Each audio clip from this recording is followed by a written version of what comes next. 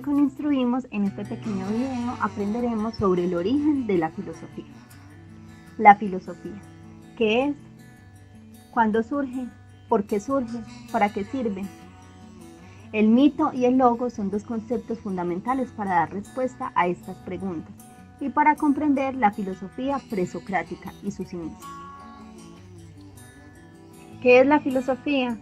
La palabra etimológicamente proviene de las raíces filo y sofía, que significan amor y sabiduría respectivamente. Filosofía es amor al conocimiento y al saber. Ahora bien, varios filósofos han definido la filosofía de varias maneras. Para Wittgenstein, la meta de la filosofía es el esclarecimiento lógico de los pensamientos. La filosofía no es una teoría, sino una actividad. Para Ortega y Gasset, la filosofía es un sistema de acciones vivientes, como pueden serlo los puñetazos, solo que los puñetazos de la filosofía se llaman ideas. Para Nietzsche, un filósofo es un hombre que experimenta, ve, oye, sospecha, espera y sueña constantemente cosas extraordinarias, que se siente impresionado por sus propios pensamientos, como si estos viniesen de fuera, de arriba abajo, como por una especie de acontecimientos, como rayos que él solo puede sufrir, porque quizá él mismo es una tempestad, siempre preñada de nuevos rayos, un hombre fatal, alrededor de quien rueda, ruge, estalla, siempre algo de inquietante. Un filósofo es un ser, que muchas veces huye de sí mismo, pero que es demasiado curioso para no volver siempre sobre sí mismo. Las tres definiciones muestran tres puntos de vista, tres perspectivas personales, pero para los tres pensadores hay un punto de encuentro, y es que la filosofía es un asunto de conocimiento, de reflexión y de sistematización del pensamiento. Este saber tiene su lugar de origen en la provincia de Mileto, en la antigua Grecia, en el siglo VI a.C. Su surgimiento se da gracias al contexto sociocultural, político y económico de la época. Además, la ubicación geográfica de dicha provincia posibilita no solo el intercambio comercial con otras culturas, sino también el intercambio de ideas y de conceptos. De ahí que sea importante y fundamental para los griegos repensarse en sus propios contextos. Antes de la filosofía presocrática, las comunidades griegas hacían uso del mito para dar cuenta del mundo y de su existencia.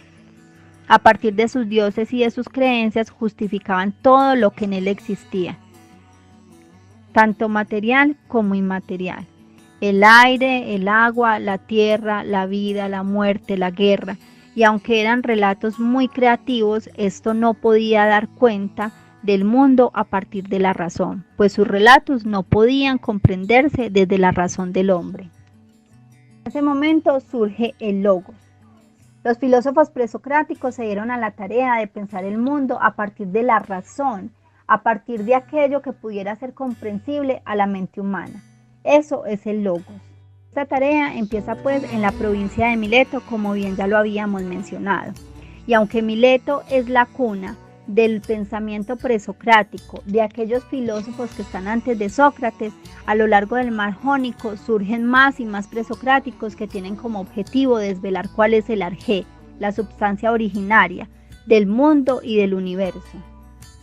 Tales de Mileto, al igual que Anaxímenes y Anaximandro, hacen parte de la escuela de Mileto. Para Tales, el agua es el elemento originario del universo, puesto que para él todos los seres que habitan en la tierra requieren de agua para subsistir. De hecho, los seres humanos, antes de nacer, se encuentran en líquido, en agua, el cual es vital para su subsistencia. Anaxímenes, al igual que Tales de Mileto, toma otro elemento de la naturaleza para argumentar el arjé. Para Anaxímenes, el principio originario de todo es el aire.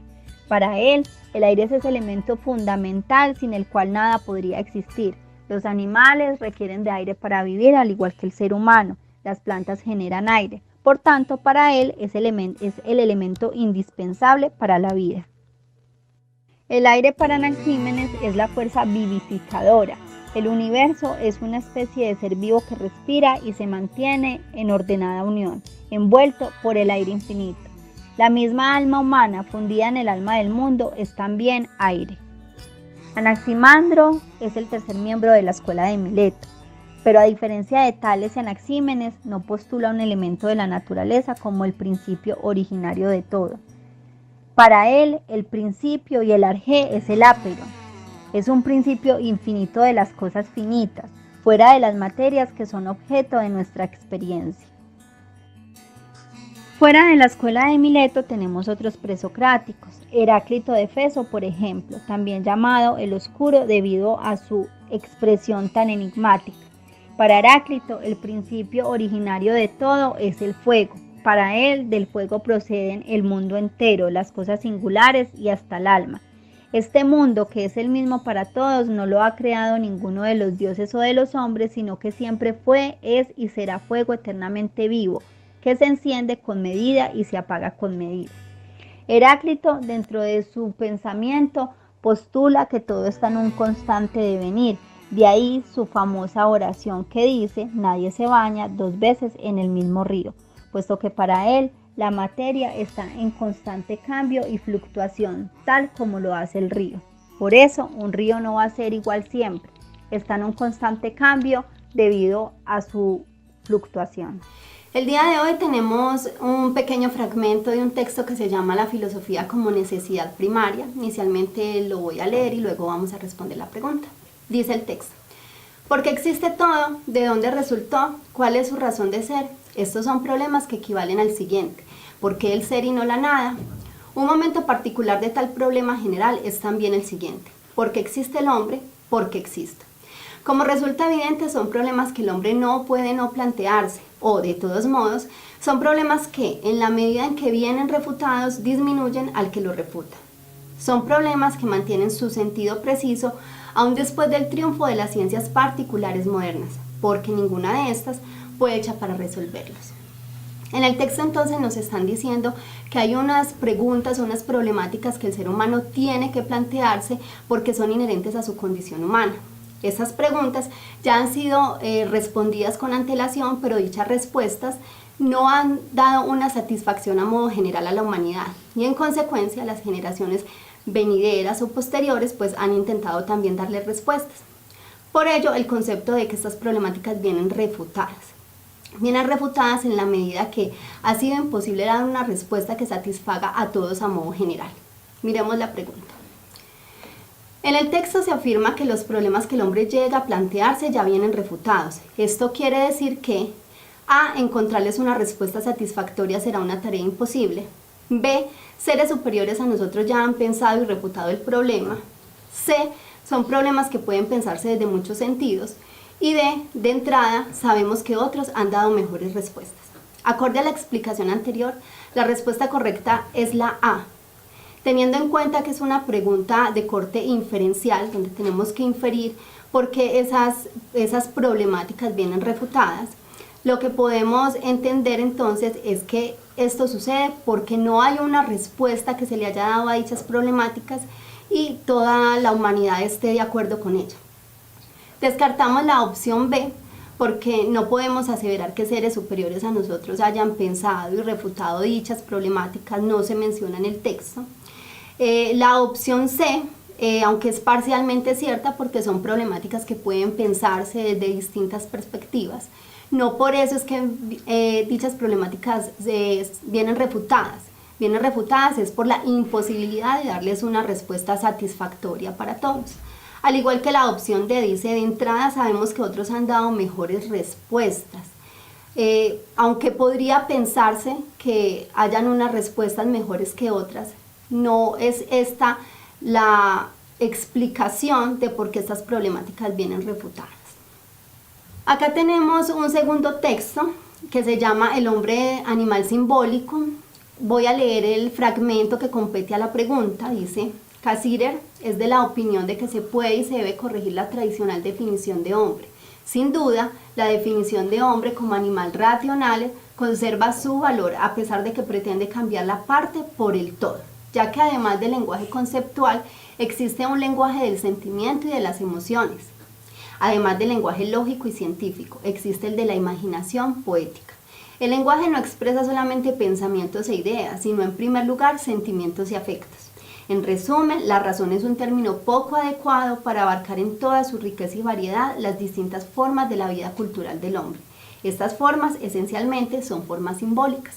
En el texto entonces nos están diciendo que el concepto de hombre como animal racional es un concepto, digamos, ya obsoleto. Y lo es porque es un concepto inadecuado para definir al hombre, es solo una parte que lo constituye y no el todo. De hecho, nos están enfatizando en el lenguaje como aquella herramienta que le permite al ser humano expresar inicialmente sentimientos y emociones y posteriormente conceptualizaciones. Dice la pregunta: cuando en el texto se afirma que la definición del hombre como animal racional conserva su valor a pesar de que pretende cambiar la parte por el todo, se da a entender que la definición tradicional de hombre se ha centrado solo en un aspecto del mismo, la razón. La parte es el lenguaje de los sentimientos y de la imaginación poética, el todo es la razón. C. Tradicionalmente ha prevalecido el lenguaje de las emociones sobre el lógico-científico. D. El aspecto simbólico que el hombre expresa a través de su cultura ha sido elogiado. De acuerdo a la explicación anterior, podemos decir entonces que la respuesta correcta es la A. En la pregunta nos están pidiendo que interpretemos eso que se está diciendo en el enunciado. Y en el enunciado nos están diciendo que el concepto de animal racional es un concepto que se centra solo en una parte constituyente del ser humano. Por tanto, es inadecuado, ¿cierto? Descartamos la opción B porque sería lo contrario a lo que nos están diciendo en el enunciado. Descartamos la opción C, ya que no nos están diciendo que el lenguaje de las emociones ha prevalecido por encima del lógico científico. Y descartamos la opción D porque no se relaciona con el enunciado que nos están presentando en la pregunta.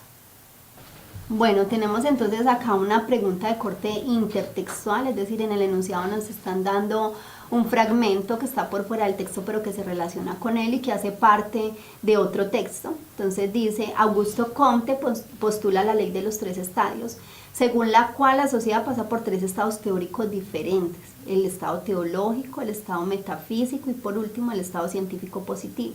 Teniendo en cuenta el texto anterior, podría decirse que este enunciado dice: A. Contradice el sentido del mismo. B. Recoge parte de lo expuesto en el escrito. C. Confirma todas las tesis abordadas en él. O D. Resume sus principales conceptos. Primero que todo tenemos que tener en cuenta que en el texto nos están diciendo que el hombre ha configurado la cultura, el cual es un conglomerado de sus necesidades y ese constructo que se da a partir del lenguaje. Ese lenguaje le ha permitido entonces configurar ámbitos como la religión, la ciencia, el arte, ¿sí? En ese sentido, podemos decir que la opción correcta sería la opción B, recoge parte de lo expuesto en el escrito, ya que ese estado teológico al que se refiere Augusto Comte, en este caso sería la religión que nos mencionan en el texto, ¿cierto? Lo que tiene que ver con la creencia. Igualmente lo metafísico, aquello que está más allá, por fuera de nosotros. Y tenemos el estado científico positivo, el cual en el texto nos lo están mencionando como esa parte más perfeccionada del desarrollo de la cultura. Descartamos la opción A porque dice contradice el sentido del mismo, lo cual no es correcto. Claramente el texto de Comte se está relacionando con el texto que estamos trabajando. Descartamos la opción C porque dice que confirma todas las tesis abordadas en él, lo cual tampoco es correcto porque en el texto solo hay una tesis que tiene que ver con la reconfiguración del concepto de hombre como animal racional y con ese énfasis que se hace en el lenguaje como la herramienta que permite al hombre configurar su mundo.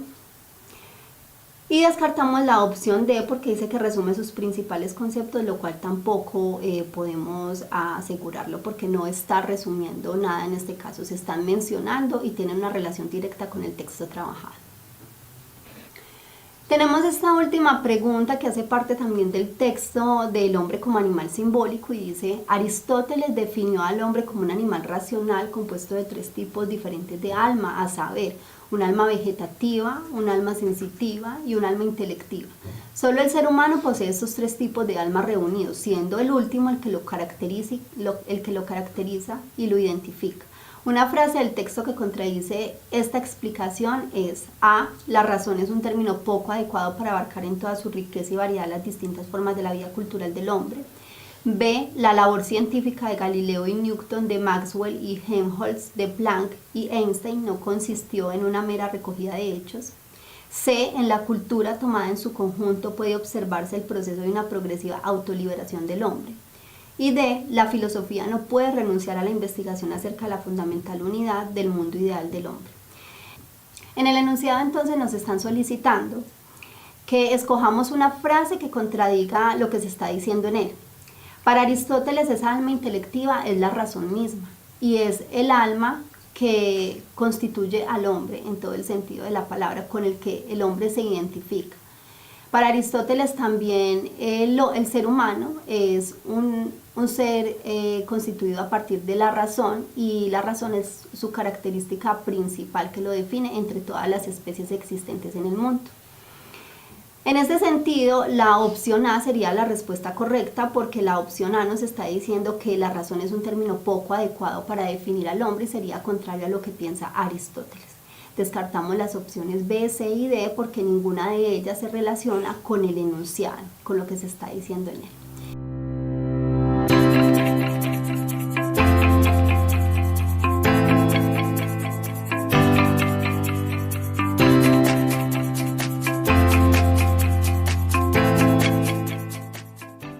Hola, hoy lo que vamos a observar sería cómo abordar un texto de índole filosófico.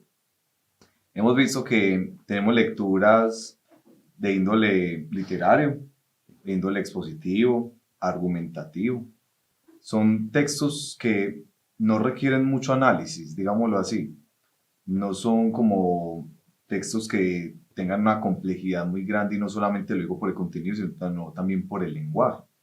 Por eso, al nosotros obtener un resultado como tal, hey Peña, ¿sí está grabando esta cámara? Sí. ¿Vos sí? Claro. Ah. Ahora hágale otra vez. Bueno, no, empiece que ya con ese. En 3, 2. Hola.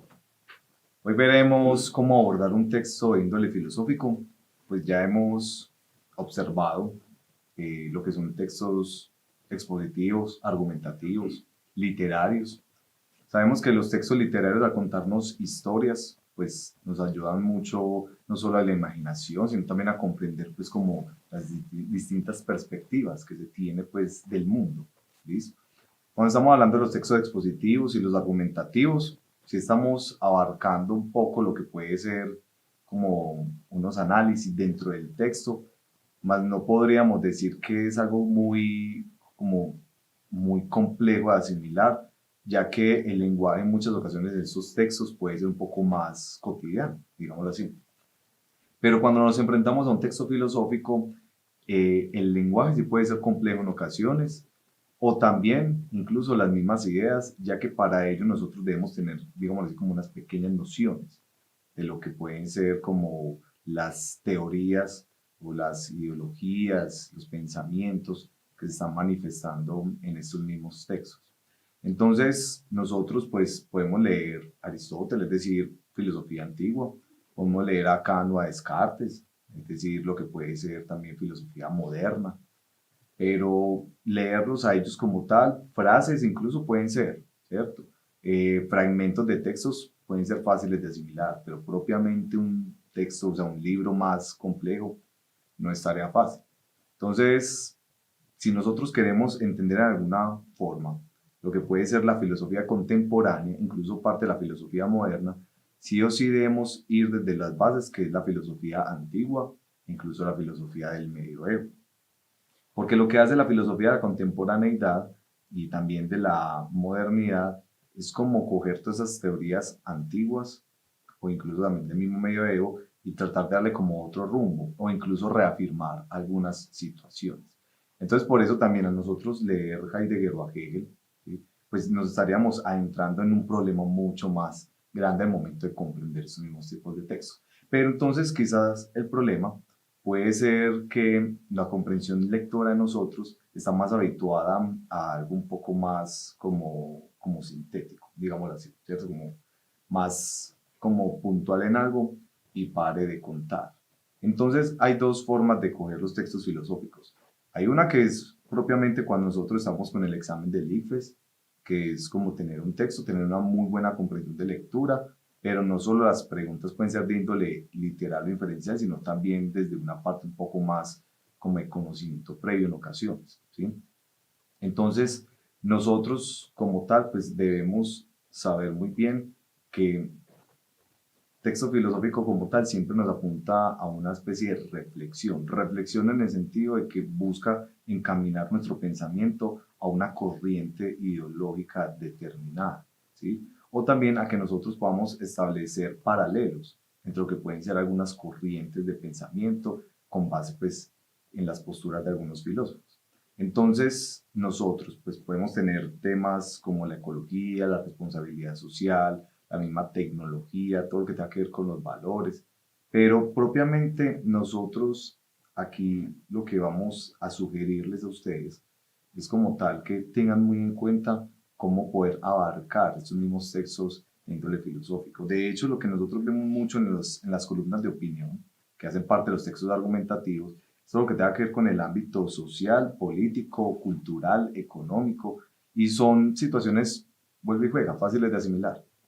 Pero entonces nosotros también podemos tener temas sociológicos, políticos, económicos, incluso desde la filosofía, pero no van a ser tan fáciles o tan tranquilamente, pues como que nosotros podamos decir, hombre, la cogí de una, que es más compleja la cosa. Entonces, para ello, nosotros tenemos pues como unas pequeñas sugerencias.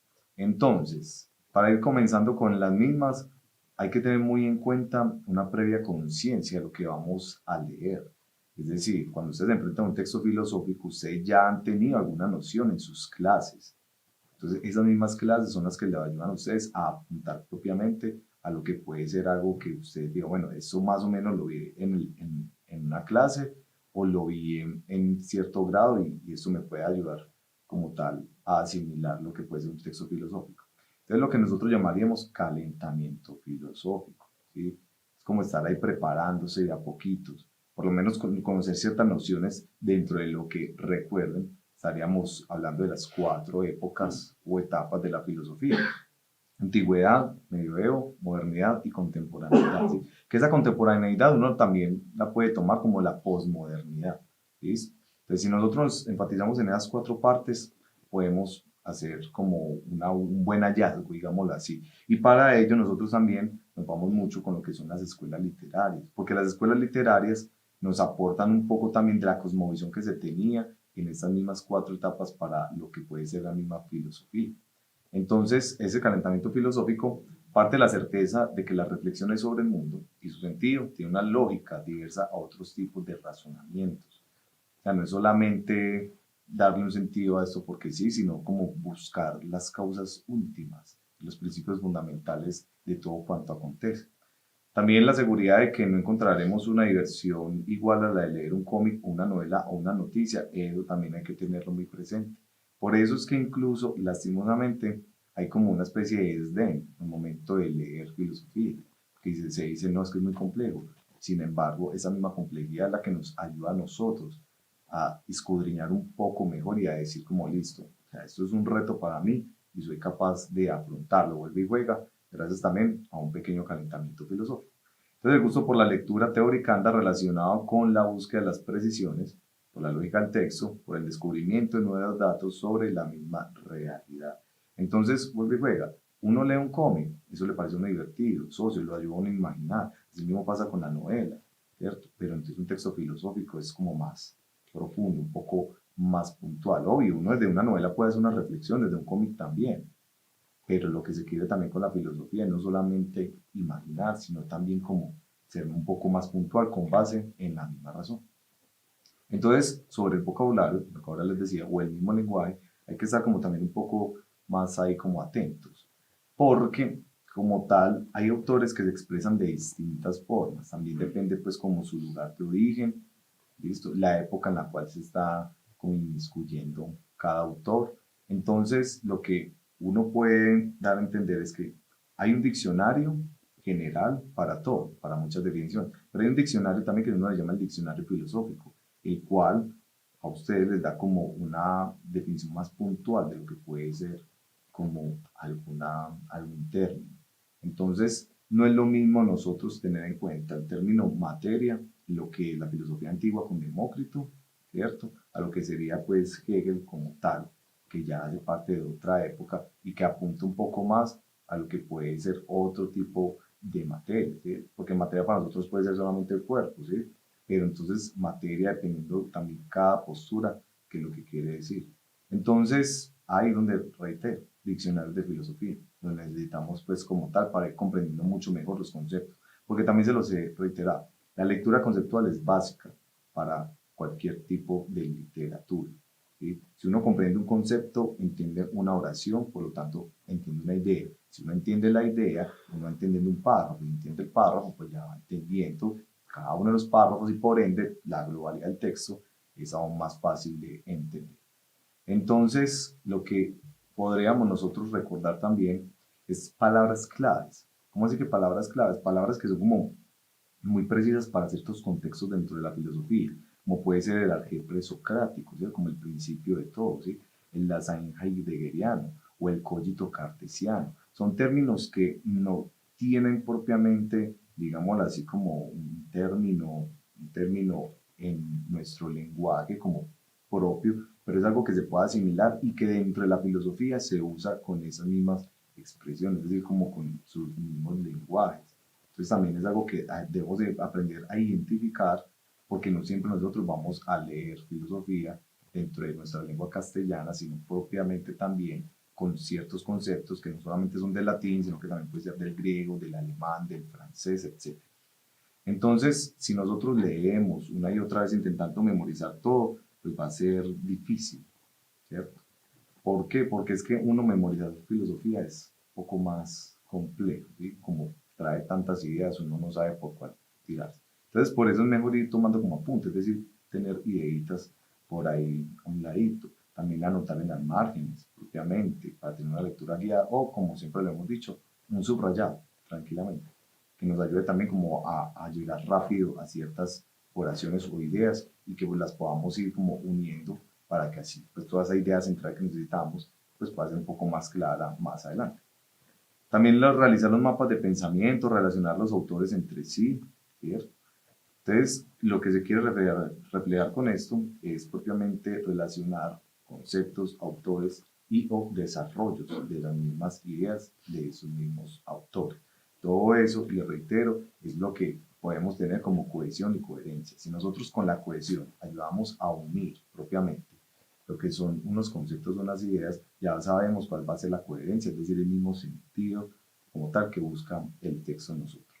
Entonces, aunque en ocasiones no entendamos algo, en muchos de los casos conviene seguir adelante, ¿sí? O sea, no nos podemos quedar ahí estancados. La afán de comprensión perfecta ya en ciertos casos a un atascamiento poco recomendable, por eso reiteramos, hay que seguir. Tal vez que uno relea una vez, pero uno darle y darle ahí pues a la idea no es lo conveniente, porque más si estamos con un examen que requiere de tiempo, pues de cierto tiempo, es mejor no hacer eso porque entonces se nos va todo el tiempo tratando de entender algo. Entonces leer una y otra vez un párrafo inexplicable, es decir, algo que no va a ser muy comprensible para nosotros, pues nos puede marear como tal. Entonces así es como se va perdiendo el ritmo de la lectura. Entonces para ello es mejor avanzar, a pesar de que no esté todo lo más claro posible, y la perspectiva total como tal, pues nos puede aclarar algunos conceptos, porque eso es lo que se busca. Sea una idea, y uno dice, no la entendí, y uno la vuelve a leer, pero luego tenemos gracias a los conectores un es decir, o un por ejemplo, entonces vea que ya nos empiezan a ampliar o a ilustrar un poco más las ideas y así las podemos poner un poco más fácil. Entonces, por lo mismo, nosotros pues no debemos como tal seguir avanzando en esa misma lectura. Entonces ahí es donde ya luego retomamos esos párrafos que pueden ser un poco más complejos.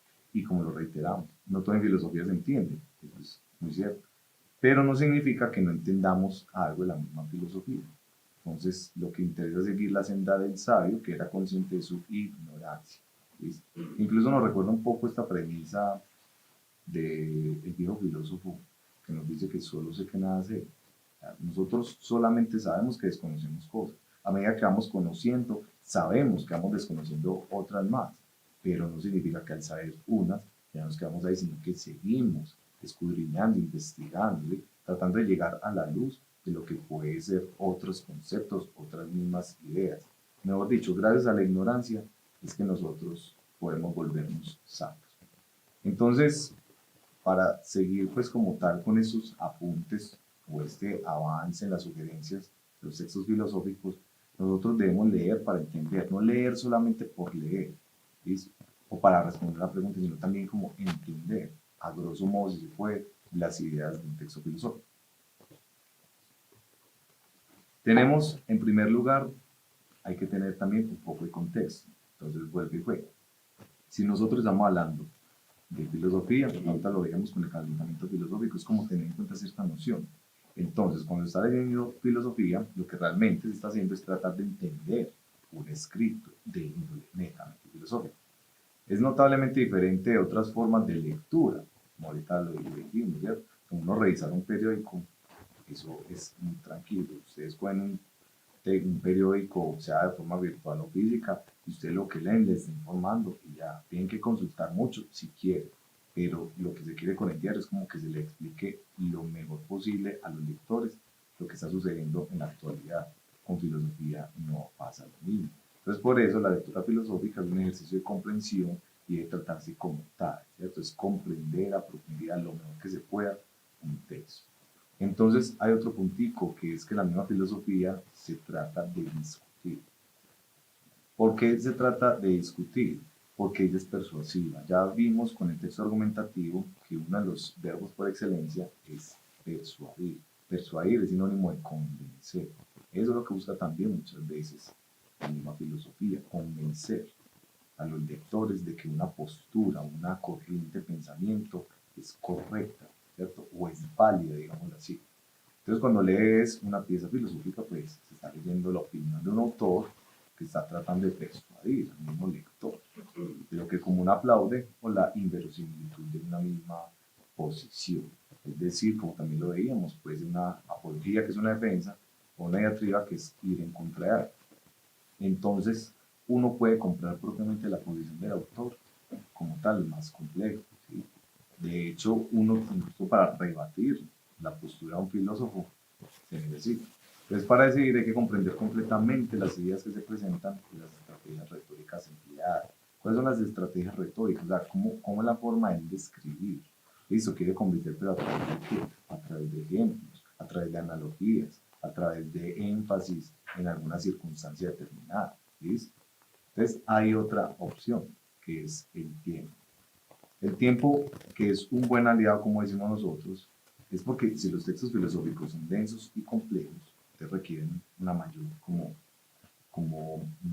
énfasis, un mayor énfasis. Entonces, uno como tal, mientras lee una página de una novela, pues se puede tomar poco tiempo porque vuelve y juega, uno está leyendo, la historia está transcurriendo y uno solamente lo que está haciendo es recreando en la mente todo lo que uno está leyendo, ¿cierto? Pero como tal, las páginas de filosofía sí requieren un poco más de tiempo. Pero entonces, si nosotros queremos comprender bien un texto filosófico, al momento de nosotros leer textos argumentativos, informativos, literarios, pues la idea es que si entendemos esos textos que son un poco más tranquilos de asimilar, entonces al entenderlos podemos entender un poco mejor, o digamos así como un poco más de facilidad, lo que son los textos filosóficos. También hay que pensar críticamente. Siempre se ha dicho con la filosofía que uno tiene que ser crítico, ¿sí? Y ser crítico como tal es preguntar, es indagar, no quedarse ahí como que, bueno, las cosas se dan y ya no, sino como venga, ¿por qué está sucediendo esto? El para qué, el cómo, ¿listo? Entonces la tarea como lector de filosofía no es solo obtener información, ¿sí? Sino que uno esté involucrado con argumentos para cambiar el mundo tal cual como lo conoce hasta ese mismo momento. Entonces vuelve y juega, uno lee algún texto filosófico que tenga que ver con la realidad, con la materia, con la misma materialidad, y uno dice como, esto como que en algún momento yo lo pensé, o esto en algún momento lo he visto, incluso lo podemos ver en películas, y uno dice, me recuerda a tal película, o también me recuerda a cierto texto literario que he leído por ahí, ¿sí? Entonces, esa es la idea como tal de estos mismos textos filosóficos, que hagan que nosotros como que despertemos. Entonces, uno puede estar de acuerdo o no con lo que está leyendo, pero sí necesita saber por qué formó una opinión particular. Pues sí, el autor puede estar a favor de algo y no puede estar en contra. También uno sabe el por qué uno no va con esa postura del autor. Entonces, mientras uno lee, pues uno busca como, digamos así, defectos en los argumentos del escritor y puede marcar esos errores. ¿Cómo así que marcar esos errores? No es porque escriba mal, sino porque para uno como lector no puede decir como que esto como que no, la persona está un poquito salida de contexto en esta parte. Eso también puede ayudar un poco, porque si estamos hablando de preguntas, eso incluso puede ser una pregunta, ¿sí? O sea, se puede decir como que el autor ha tenido una especie de desliz o hay un error en el autor porque, y las 4 opciones de respuesta puede ser algo que está ahí dentro del texto, pero si uno no comprende el error, ¿cierto? Eso también puede hacer que uno no diga como que, bueno, no sé dónde se leyó eso, entonces ahí es donde estamos ya con los primeros puntos, entonces no estamos comprendiendo propiamente los mismos textos. Entonces, si uno está leyendo para una clase, que eso sucede también mucho, con toda seguridad se le pedirá que escriba o vale los argumentos del mismo escritor. Entonces, por ello mismo, nosotros no solamente es de leer por leer, sino también comprender con mayor prontitud y puntualidad lo que pueden ser estos mismos tipos de textos. Así como tal, nosotros tenemos que seguir releyendo, ¿sí? Recordemos, no es quedarnos ahí en un círculo vicioso, pues que no entendemos, no, sino que es que si uno, a medida que va clasificando y va afinando, pues como los comentarios críticos, uno va verificando el texto para refrescar la misma memoria.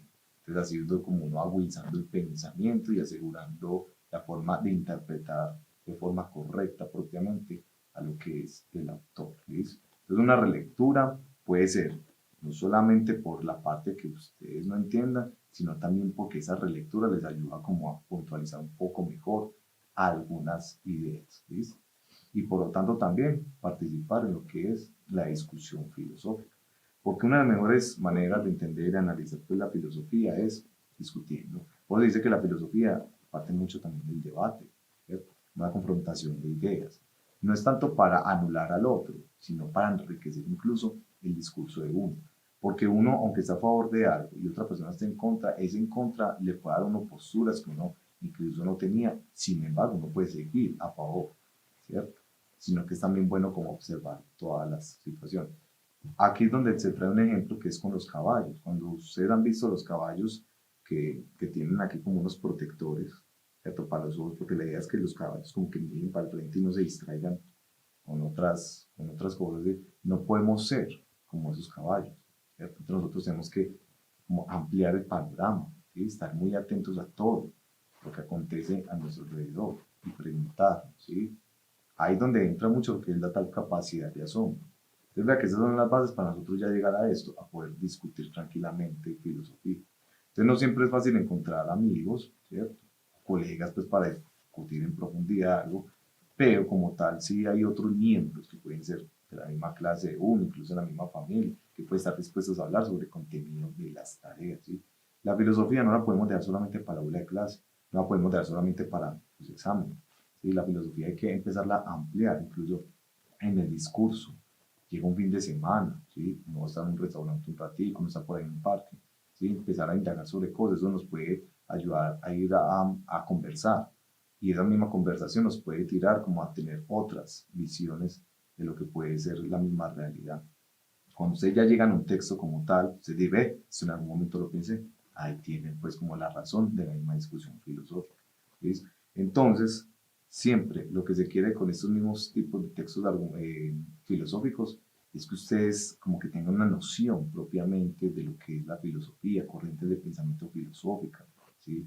Para que así cuando tengan que ustedes propiamente hacer unas preguntas, resolver las preguntas, pues como les reitero, no queden como no, es como bueno, no sé eso de qué me están hablando, sino que ustedes digan, bueno, esto sí lo he visto, no estoy muy ducho en ello, pero tampoco me van a pues como a carcomer esas preguntas.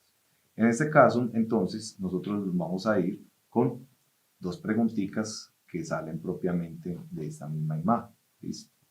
Esta imagen les debe recordar algo que en las clases de filosofía en los colegios siempre, sí o sí, todo lo tienen que ver. Esta imagen como tal nos recuerda a la alegoría de la caverna, también se le dice el mito de la caverna, ¿listo? Pero el término mito como tal tiene que ver también como cuando nosotros hablamos de una persona mitómana, que es una persona que dice mentiras, muy inclinada a la mentira. Entonces, más que un mito, es una alegoría. Recordemos que la alegoría es un conjunto de metáforas, es decir, es un lenguaje figurado, es algo que debemos interpretar, ¿listo? Entonces, cuando estamos hablando propiamente de la alegoría de la caverna, a nosotros nos dicen que nosotros somos esas personas, ¿sí? Que somos como los esclavos, que estamos encerrados en una cueva. Y nosotros que vemos son sombras, ¿cierto? Esas sombras no son como los objetos auténticos, ¿listo? Que son estos como tal. Esos objetos auténticos como tal nos los representan como ciertos estamentos, digamos así como los que pueden tener poder, y nosotros siempre vivimos ahí como todos son nubilados por esas mismas sombras, pero no llegamos al fondo de las cosas, a lo que es la esencia, digamos así, ¿listo? Entonces lo que se quiere con esta alegoría de la caverna es saber que esas sombras, al no ser reales como tal, nosotros debemos salir de ellas, romper estas mismas cadenas y salir a la luz, ¿cierto? Esta luz como tal, que es lo que nosotros podríamos considerar la misma razón, ¿listo? Al contemplar lo que es la verdad propiamente, ya queda en decisión de cada uno si quiere volver a la cueva o si quiere seguir afuera, ¿cierto? Digamos así, una interpretación tranquilita pues de lo que es esta misma alegoría de la caverna. Entonces, para ello mismo nosotros tenemos unas preguntas. Vuelve y juega. Hace alusión pues al mito, alegoría de la caverna, que explica la forma en que el hombre se acerca al mismo conocimiento, ¿sí? Porque una cosa es que uno crea que conoce con base en lo que todos demuestra, otra cosa es lo que uno, independientemente con la autonomía, que ya luego Kant nos dice con una premisa o una frase muy bonita, sapere aude, ¿sí? Es como atreta a pensar por ti mismo, ¿sí? Cómo nosotros podemos llegar a ese mismo conocimiento.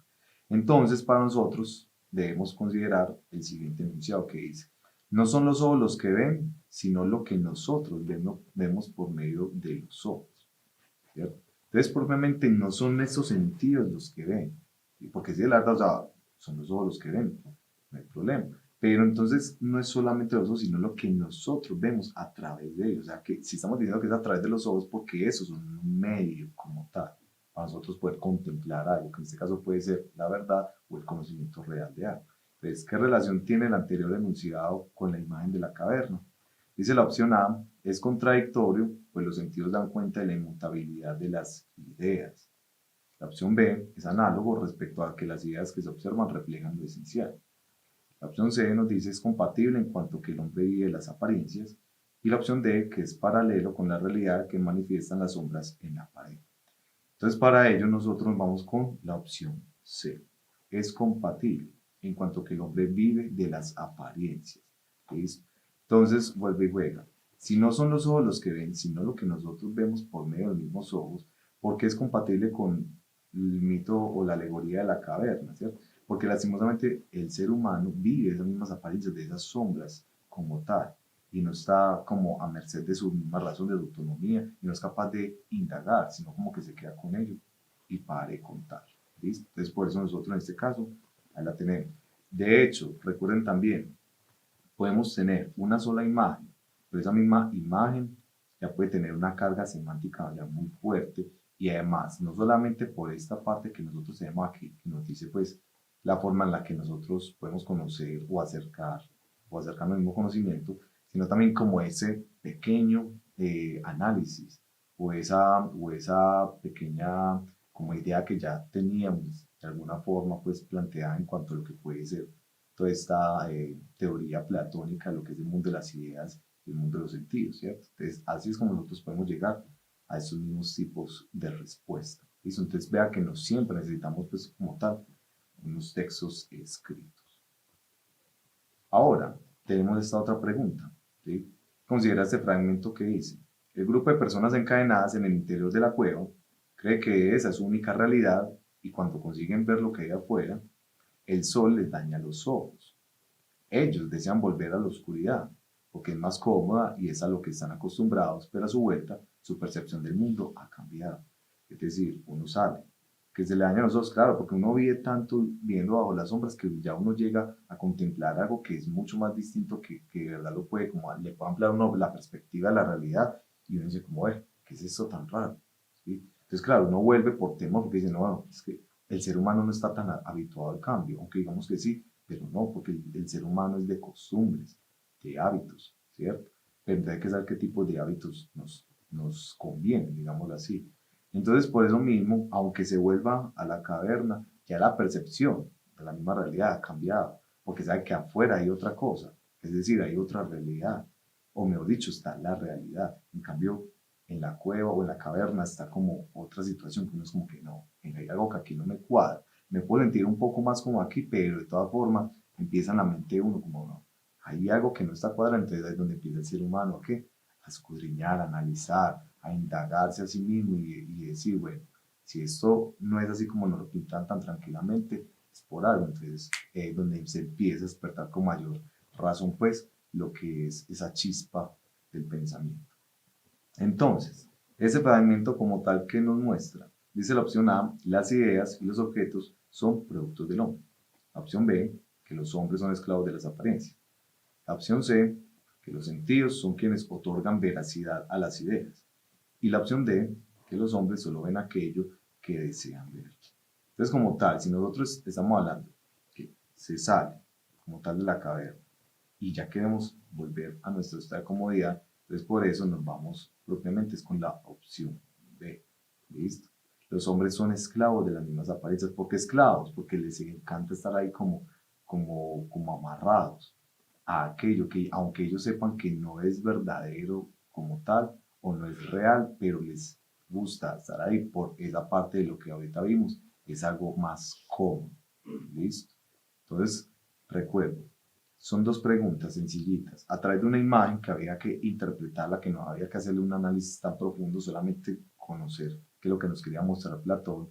Tenemos dos fragmentos que no están en ninguna parte, sino que nos los traen a colación, y es como tratar de concatenar o hacer una analogía entre lo que es la imagen, los fragmentos y lo que se quiere mostrar pues propiamente. Entonces, vean que estas dos respuestas apuntan propiamente a lo que podemos observar con esa misma alegoría de la caverna. ¿Sí?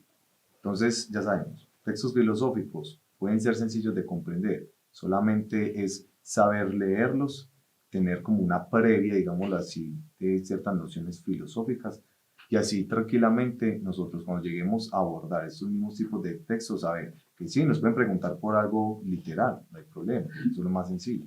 Cuando nos están hablando sobre algo inferencial, es saber cómo deducir información que nos están mostrando en el mismo texto o en un párrafo determinado o en una frase determinada. Cuando tenemos fragmentos, ¿cierto? ¿Qué quiere lograr el fragmento? Es saber entonces qué es lo que quiere lograr el autor. O sea, es lo que uno dice, las estrategias retóricas que ellos mismos manejan, ¿sí? Para ello también recordemos, los conectores son claves, ¿sí? Los conectores nos ayudan mucho a saber entonces qué es lo que quiere lograr el autor a medida que va avanzando pues, con su texto, ¿sí? Y todo lo que tenga que ver con la lectura interpretativa, que uno también le llama la crítica, es donde entra un poco más lo que puede ser esa misma cosmovisión filosófica, es decir, como ese conocimiento previo de esas mismas nociones filosóficas. Entonces espero pues que toda esta temática, digamos así como esta teoría, les ayude un poco al momento de afrontar esos mismos textos de índole filosófico.